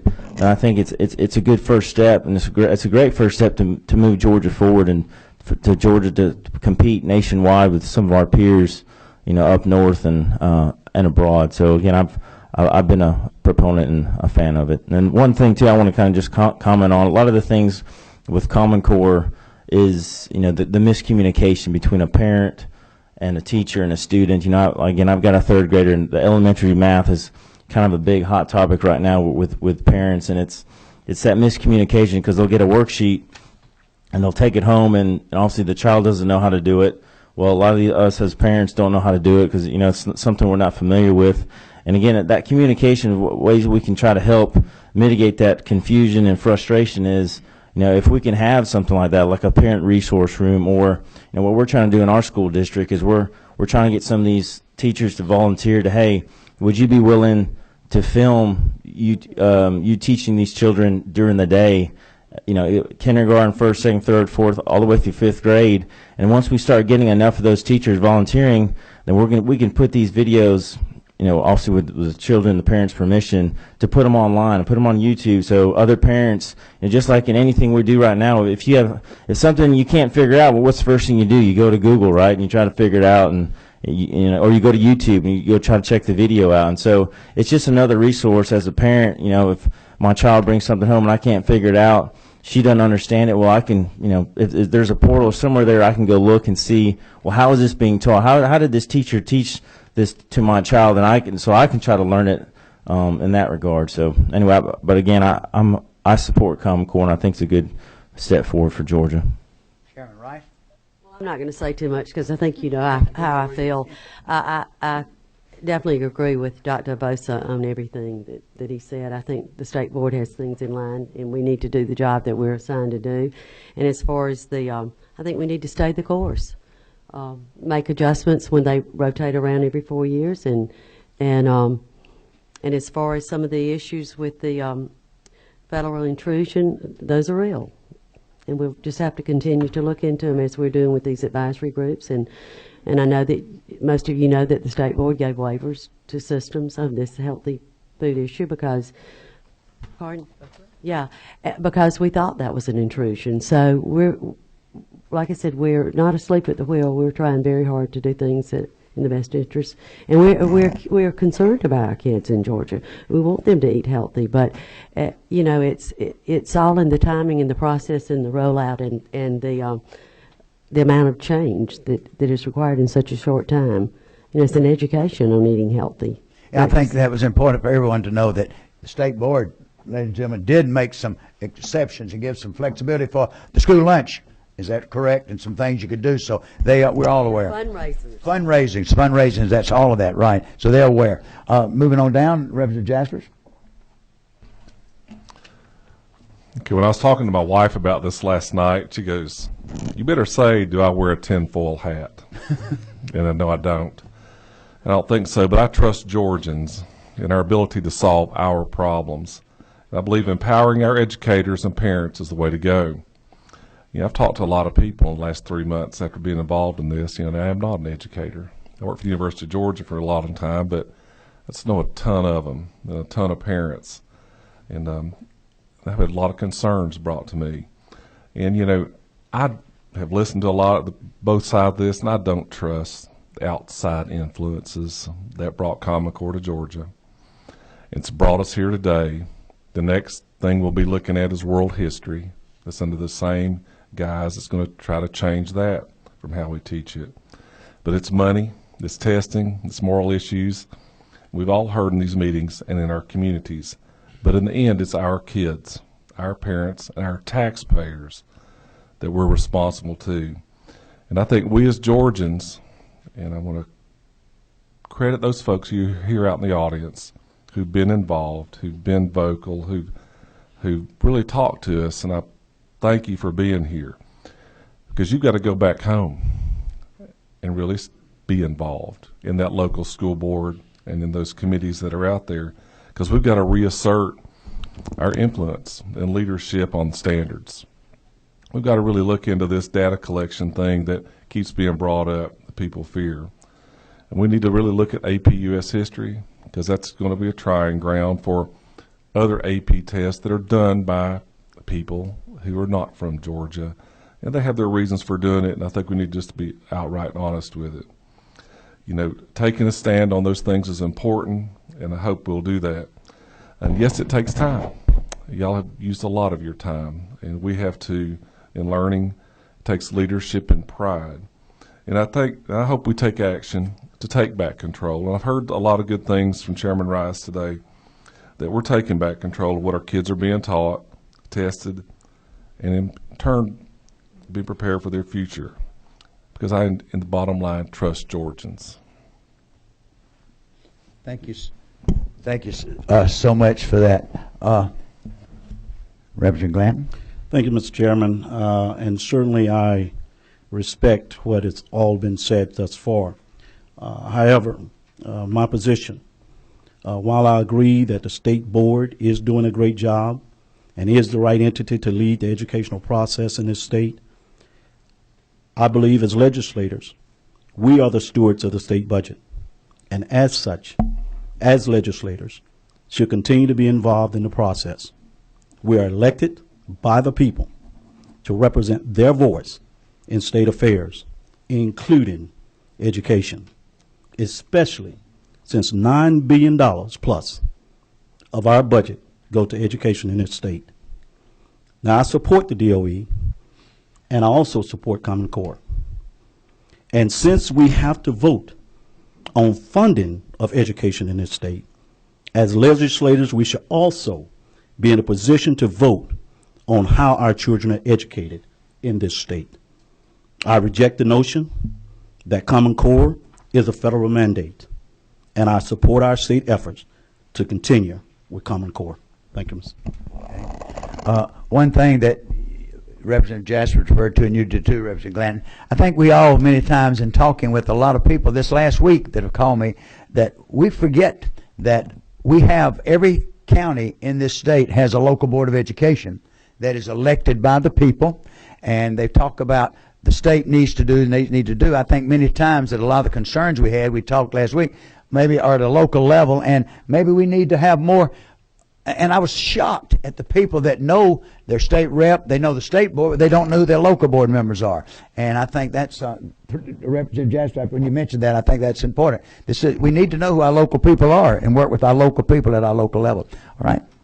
Yeah, I want to echo what Dr. Avosa said in reference to the federal dollars with the title money, the school nutrition, and special education. And those dollars are critical to our school systems, especially some of our smaller districts that have unique situations. And even though our state funding formula provides some opportunity for equalization dollars for those districts who maybe are not able to generate the tax dollars per FTE, it really does not do anything to offset the challenges that those districts face with educating children that may come with different issues or different problems to the school system. As we go through that, we're still going to be required to meet all those mandates of the special education programs, and as Dr. Avosa has already said, the funding is just a small part of what we need to complete that process. Also, I have some concerns about the testing mandates that have come down. I know our state board and our department people have worked to get waivers, and one of the things that concerns me is the fact that the evaluation code section that deals with evaluations of teachers' evaluation is very specific, and it really does not allow us any flexibility should the State Department be able to get waivers as far as testing goes and as far as how that's tied to that. That code section 20-2-210 really is very specific, saying that teachers' evaluation should count 50% of that evaluation should come from test scores. You know, and we've, I think our department people have done the best they can to create some kind of growth model, but at the end of the day, we're spending a whole lot of time testing versus teaching, and I think if I've heard one thing from the teachers in our school district, it has been that we just want to teach our kids. We really are the experts, and we know what we need to do. We're going to work hard, and you know, we have something in Houston County we call the Houston County Way, and if the teacher doesn't exhibit that, they have to go somewhere else or go away from us. And I'm not bragging about that or anything. I'm just saying we are accountable to our community. We are very fortunate to live in a community that supports public education, but they have high expectations for us, and we've not had trouble in the past, even with the old GTEP evaluation system of dealing with those teachers. But the instrument itself that we're using right now is a very good instrument, and that's not, we don't have a problem with that, but we do have concerns with how that ties into testing. And because of the ESEA not being reauthorized, and that's something that we could send to our federal legislators to encourage them to make some changes with that. But we do have mandates that require us to use those standardized tests to measure our teachers, and it required us to go and create SLOs across our state in order to be able to show growth for teachers of records and for administrators. And you know, that particular code section went from being, you know, a long column to being several pages.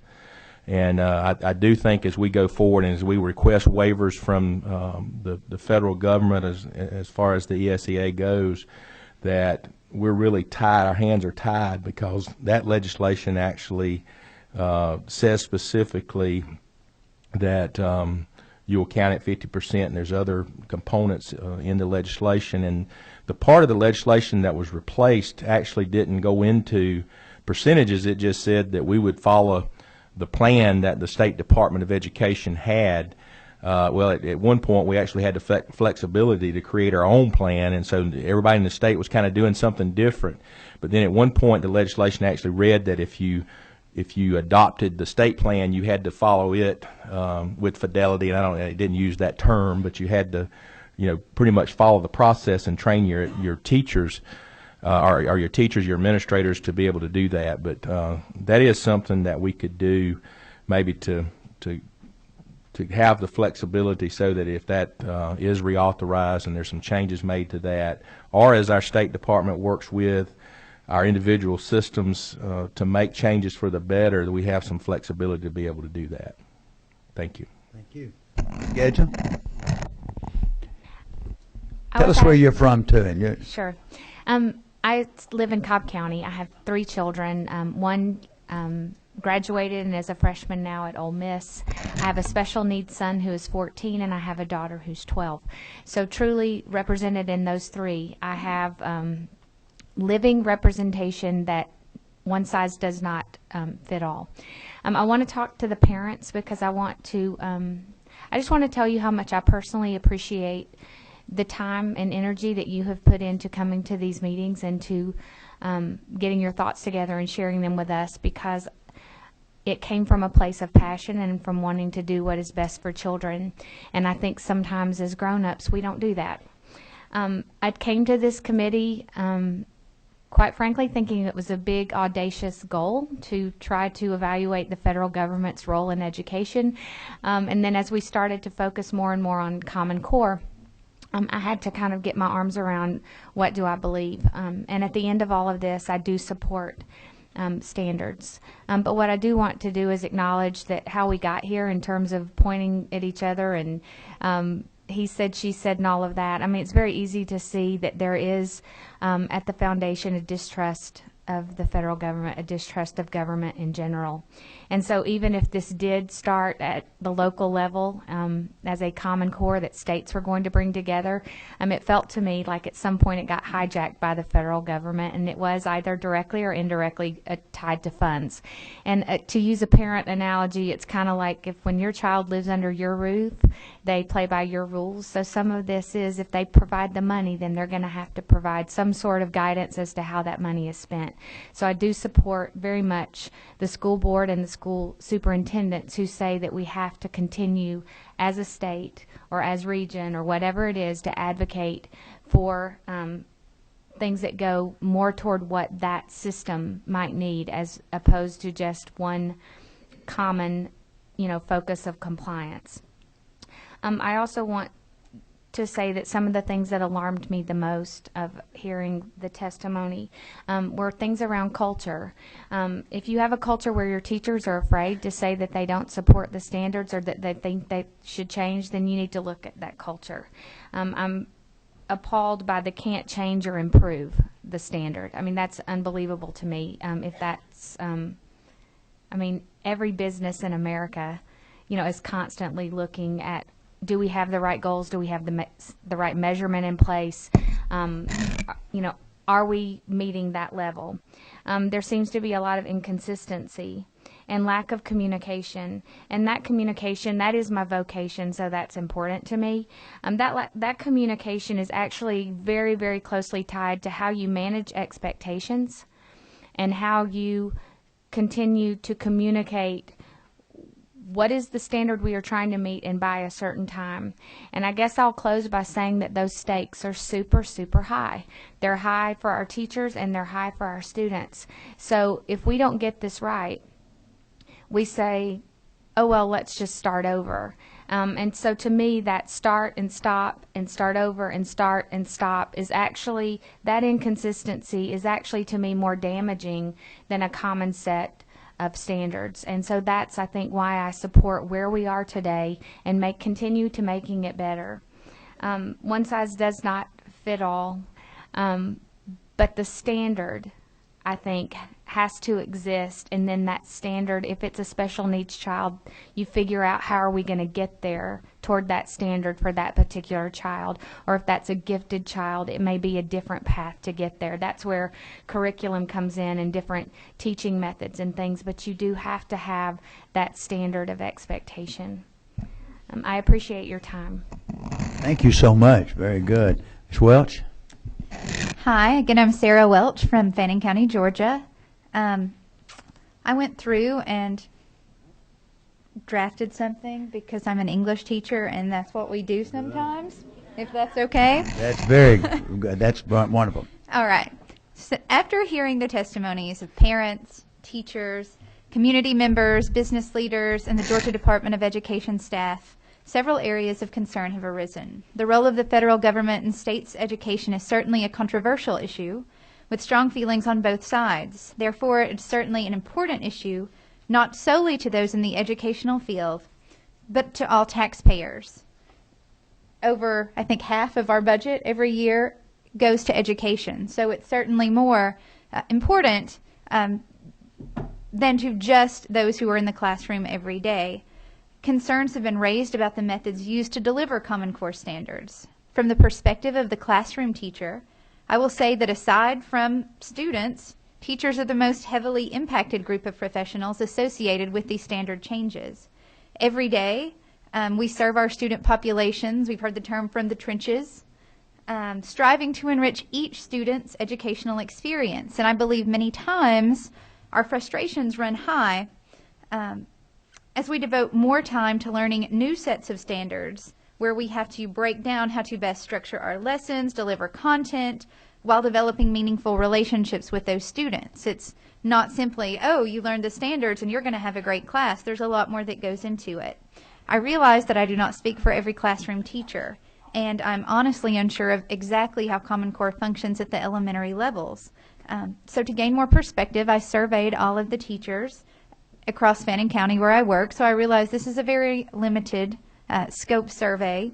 I surveyed 100 people, and this is sort of what I got. So I'm sure that on a statewide basis, this would yield more accurate results, but I have limited access. So the overwhelming percentage of teachers felt that the federal government was too intrusive in Georgia's education, but approximately the same percentage felt that Georgia schools could not operate as successfully without the aid of federal funding. One of the first items of contention is the Common Core standards, which we utilize as the Common Core Georgia Performance Standards here. And in my content area, secondary English, the alignment between the old GPS and the Common Core is quite high. When I first began teaching, it was under the Quality Core Curriculum, QCC. The transition to GPS, the Georgia Performance Standards, was brutal. And a major issue that seemed to keep occurring is that there were unclear goals for implementation. The same thing happened several years ago. After struggling through professional learning over and over, we finally felt like we came to understand that set of standards and how to deliver them. But when we came to the transition to Common Core Georgia Performance Standards, my teaching changed very little, except for a greater emphasis on nonfiction and critical thinking. One of the major debating points is whether it's a set of standards or a curriculum. For me, I would argue that it is a set of standards. And I work to meet those standards by whatever avenue I choose, along with my district's input. But I feel a certain freedom in the classroom. I take the standards, and my administration and my district and my community let me do what I feel is in the student's best interest. And that freedom and getting to meet those needs for those kids is sort of what brings me alive in the classroom. And so I feel that it's still there. I I believe that my classes have become more rigorous since the implementation of the Common Core, and this sentiment was echoed by about 2/3 of those teachers that I surveyed. I believe that this higher rigor is good for our students. Some feel that it's placing an undue burden on them and they want to return to the basics. But I think this rigor is good because our students will be competing with students across the country and the globe for college acceptance and positions in the workforce. One of the greatest concerns that we have not fully explored here is the relationship between standards and assessment. Georgia removed itself from the PARC consortium. However, now we are implementing the new Georgia milestones in addition to individual course SLOs, student learning objectives. In the educational field, the assessment system can be infuriating. We hear that the latest and greatest assessment is coming. Our students' results will determine our evaluations. And we get the necessary training as it is released. And so we prepare ourselves in the classroom. We spend money training for these new assessments, which also cost a great deal of money. And so it is my hope that in the future, the logistics are fully in place before the release and requirement of any new assessment. We heard at the first meeting that instructional time will not be lessened by the new assessments, but due to the nature of scoring these, we will not actually receive the scores until sometime in or after the summer, essentially making those results useless for this year. Now, I realize this is a hold harmless year. And my students will take their first milestones assessment in 2 weeks. So I'm a little nervous. I could use a little prayer out there. So it is good that this is a hold harmless year. And the role that this will play with Georgia's teacher evaluation systems, TEKS, is another personal cause for concern for me. Perhaps one of the most crucial considerations is the role of federal funding in Georgia's educational system. While the bulk of funding for school districts is from local and state funding, a percentage does still come from the federal government, and many dislike the involvement and the procedural requirements prompted by these federal programs. However, it is almost impossible for our districts to operate solely on state and local funding. The federal government provides funding for such integral programs as free and reduced lunch, which we know we have some issues there. Title I, and especially our special education students, really need that additional funding. Since 2002, funding for the Quality-Based Education Program, QBE funds, has been underfunded based on its formula, resulting in approximately $7.6 billion loss. So it is without hesitation that I state my belief that Georgia cannot continue to offer students as high a model of education without federal funding. An undue burden would be placed on our individual districts, and that burden would then most likely be placed on the taxpayers at the local levels. We've also heard testimony regarding the revised AP U.S. History curriculum. Said, whatever your beliefs are regarding that curriculum, I felt that it is really a matter best addressed with the College Board, as it is not directly governed by Georgia standards. I understand that many individuals are concerned, and I appreciated the testimony from those of you in the audience who spoke and also from the College Board representative, but I felt that issue was outside of the scope of this committee's function. So my vocation is as a teacher, and the love of my life, though, is my child. So I am a parent and a teacher.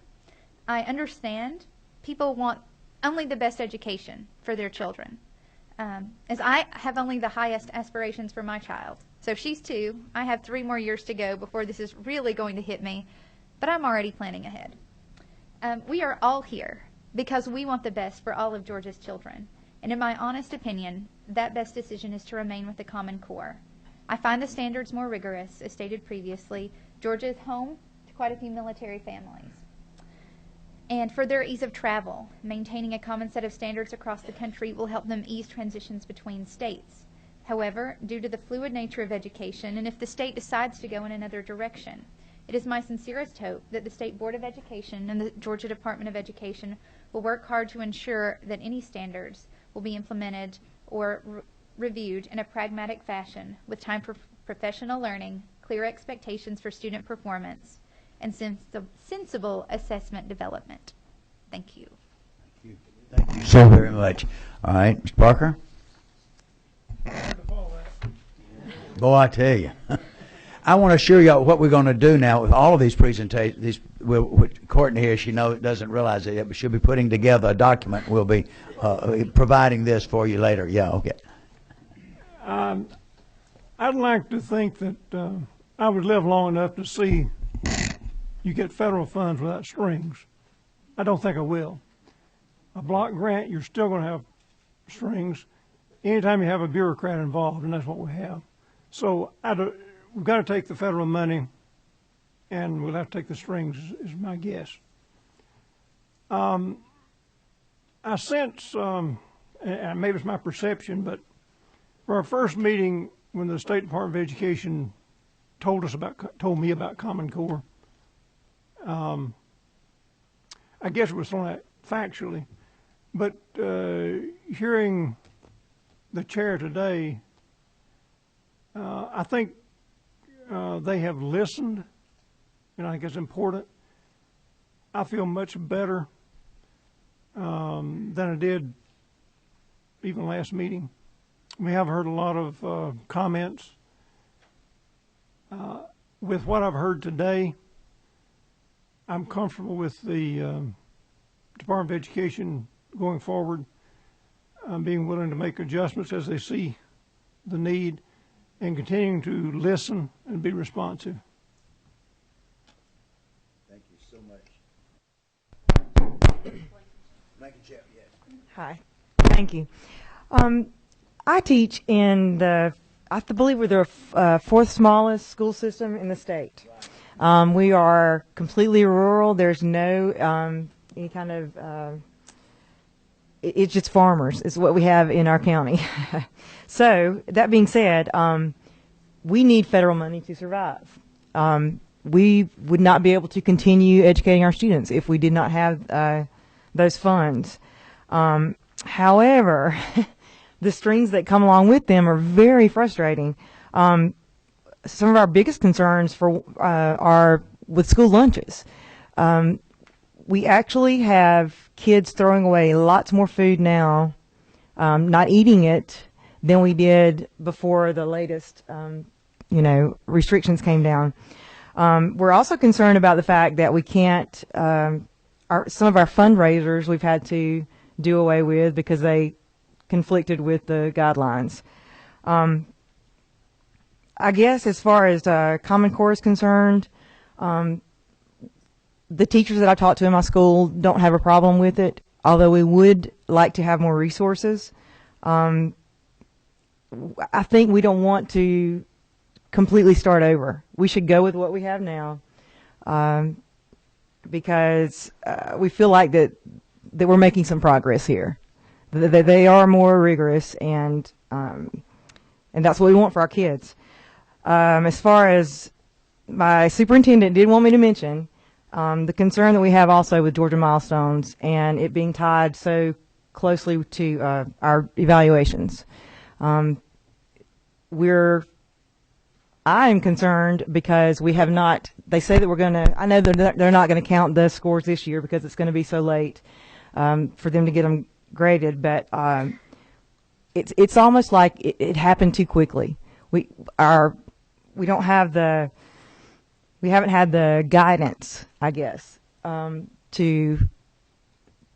that change. So I don't really know what the legislature can do about that, or the state school board, but if we would really appreciate some more guidance as far as the assessment is concerned. Thank you so much. Mr. Adams teaches 7th grade math in Butts County, Georgia. Growing up, I needed Dad's money. And when Dad gave me money, he would tell me to go wash his car. I better go wash his car. Now, however, how I chose to wash his car was my business, whether I took it to the car wash or whether I did it myself or I paid somebody else a little bit less than the money that he gave me to get it done. But we will always need federal dollars. It is impossible to fund our schools without them, and with that being said, we got to wash Dad's car. The great thing about the state of Georgia is I get to choose how I do it. That is my curriculum. That is my choice. I get to teach it, and that's the beauty of being a teacher is I get to teach my students. The way that I choose, the way that my collaborative team chooses, I get to teach my students. The charge was to whether or not we were to abolish the United States Department of Education. If you read on the House Study Committee's website, the charge was whether or not we get to recommend abolishment of the United States Department of Education. That's amazing that we can make a recommendation to abolish the Department of Education from the United States level. I vote no for that, by the way. Common standards, common knowledge, common rigor, equal playing fields. A transient population would only thrive from common things. My only regret is that we cannot afford the PART test, that we can have a common assessment with the common standards. I find that absurd and almost an embarrassment that we cannot, we're teaching common standards with 40 other states, but we cannot take the same test that those states take. It's going to be hard to measure our gains on the common standards without a common assessment. And so I think we really need to tackle that. That is, we need funding for that somewhere. Are we too prideful to think that we cannot learn from other states? And I pause for a minute because we are Georgians and we're proud to be Georgians. But they're proud to be from Alabama. They're proud to be from Virginia. And we're not trying to reinvent the wheel. If you're trying to reinvent the wheel, then you may want to rethink it. However, we as common states and we as together can grab a hold of the same wheel and improve the wheel that we're on. There is no need to reinvent it. And there is no need to go backwards. I support the federal government helping us. I even support some of the strings that they have with their money because it's accountability. You hold me accountable for what I teach. You hold me accountable for the testing that is given to my students. Should we not be held accountable to the money that we're given? I had to wash Dad's car, and he inspected the car that I washed. Shouldn't we be inspected for the money that we receive? Thank you. Thank you so much. I will give my views, and then I'm going to allow Co-Chairman Rogers to close this out, and then we'll go from there. But first of all, let me say, again, I appreciate what we've heard. I feel like we have. One thing that I've learned through this whole process, I agree with all of the things you said, that I feel like we have a great process in a place for looking at standards every 4 years. I feel like we have a great process for adopting these standards, and I have been overwhelmed and surprised at the large amount of input that we seek. I think the problem many times is people don't give that feedback. I went over to Gwinnett County. They're having their feedback on their textbooks. They've only had very few parents. I think you can count them on both hands that have come just to look at them, and that process has been there for a while. But I feel like that the standards I've heard over these last 2 years, that teachers are pleased with the standards. They've had some real concerns, especially with math. They had a few concerns with language arts, and I applaud the work that's been done to try to correct these problems and correct these standards. And I feel like that it's happening, and I have no doubt in my mind that in the 60 days when they're up, that our state board is going to do what they by law are charged to do, and that's to give that superintendent and the local schools the direction they need to go for these standards. I think one thing that everybody talks about, local control. Members of this legislature, we 5 years ago passed a piece of legislation that starts next year. Now, I'm not pleased with completely the way it goes, to grant complete flexibility to our schools. I think this is where educational jargonese gets in the way. We call it charter systems, IE square, and status quo, that they're going to have to choose this year. But schools are in the process right now. If they choose the charter system or they choose the IE square, they will have complete freedom and flexibility from a lot of rules and regulations that we have, not only with their money, with expenditure controls, class sizes. I want to applaud Dr. Vosa. The rest of it I appreciate, but Dr. Vosa, I'm applauding what he's doing in one of his schools. He's placing some of his better teachers with higher salaries that they have to have, I think, 5 years experience to go into these schools and try to turn them around. He's saying you've got to have trying some new, creative, innovative things. Charter system, ladies and gentlemen, as you know, that is simply allowing complete flexibility at the local level. Well, some superintendents feel it ought to be done top down, so that's IE square. They have complete flexibility, but top down. Then status quo, I don't like that term at all, because I don't think there's a system in Georgia that says we want to stand still and do nothing. I'd like to see that strategic systems, and that's what we may be doing this year in the legislature, changing these names a little bit. We've talked about charter systems. That's not charter schools, people. That's a term to talk about flexibility. But I think I think we're heading in the right direction. I applaud the work of this committee. And Representative Chairman Rogers, I've said enough, so it's your turn. Thank you. And again, thank you for the participation by the panel. Being a non-educator, myself, my wife, like Helen, is a former teacher as well. Just listening to the debate and comments that we've heard, I still have some concerns to the Department of Education. Hope you'll be more transparent. I certainly don't blame you all. The former governor, it would have been nice if we had known about it. We are elected. Most everybody else is appointed. And we get the backwash. I know I do. I don't know if the other reps do. So we have to pay the price.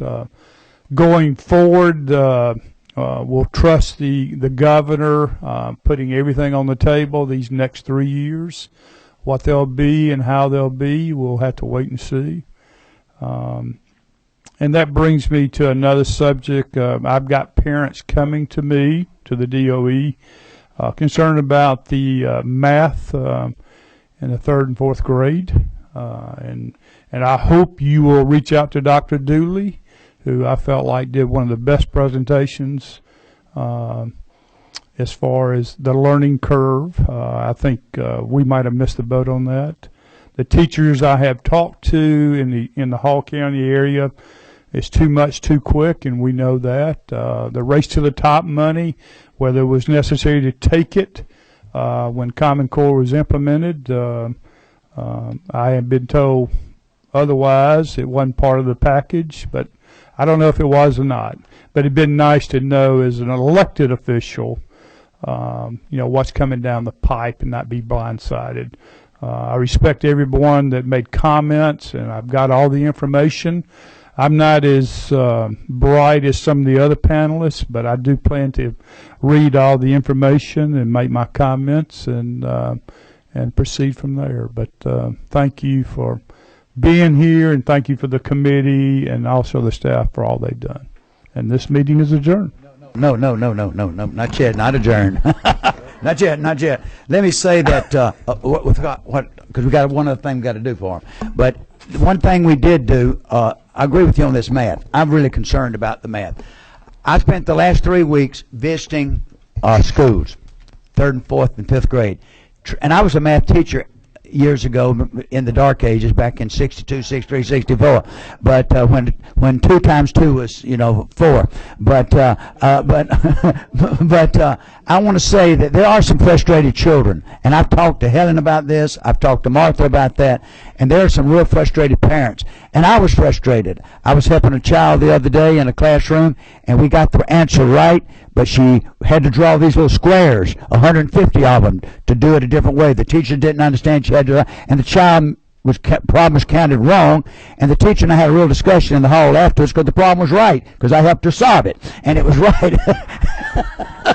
But I do know the frustration, but I have all the faith in the world that we're going to take care of it, and that's going to be done. Now, I would like to close with one thing. Take out your resolution. Everybody has one. Take out your resolutions now. We're proud of you. We put these on your desk, and I want to close. If you want to, I'd like to just close with this to know what we do. Because I think we've done a great job. We've taken all this information. We're going to be putting it together, and then we will be sending it out to all members of the committee. But look at your resolutions, and do I have one? You should. Where's no, sir, just the working member. No, Carl. Where's Carl's? Okay. Just the citizen member. Okay. You mean the board member? The superintendents didn't get one? Okay, I thought they did. Okay. The elected officials. Legislators didn't. All right. Let me just go quickly over this. Look at them with you. Recognizing and honoring the members of the House Study Committee on the role of federal government in education and for other purposes. Whereas on March the 20th, well, you know how long we've been, 2014, the House of Representatives adopted House Resolution 550, creating the House Study Committee on the role of federal government in education. And whereas pursuant to House Resolution 550, the Study Committee was charged, here we go, with reviewing the role of federal federal government in public education, reviewing the origins of Common Core standards and the effects and implications of newer federal ties to the Common Core standards, reviewing any agreements in effect relating to Common Core standards, and making recommendations to the Speaker of the House of Representatives, which we're going to do, the State Board of Education, which we've done, and the state school superintendent, the governor, and local boards of education based on such review to ensure that all standards, curriculum, and assessments remain under the control, now listen to this, of the state, and I feel like we're doing that. And where's the committee? And I won't bore you by reading all those names. You know who you are. Let's go down to the next paragraph. Whereas the committee worked diligently, we conducted meetings on July the 30th in Atlanta, August the 25th in Gwinnett County, September 24th in Milledgeville, October the 21st, and I understand you set a record,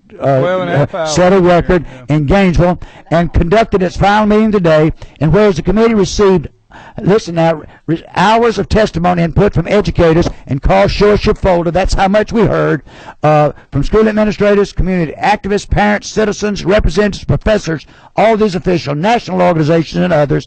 And whereas the committee members deliberated and thoughtfully attention and engagement on these important issues and dedicated extensive time and commitment to the work of the committee. Now therefore be it resolved that the members of the House Study Committee on the role of federal government in education are hereby recognized and commended for their tireless efforts and commendable work, and are extended gracious appreciation for their efforts in improving education in the state of Georgia, signed by the Speaker of the House of Representatives. Again, committee, thank you so much.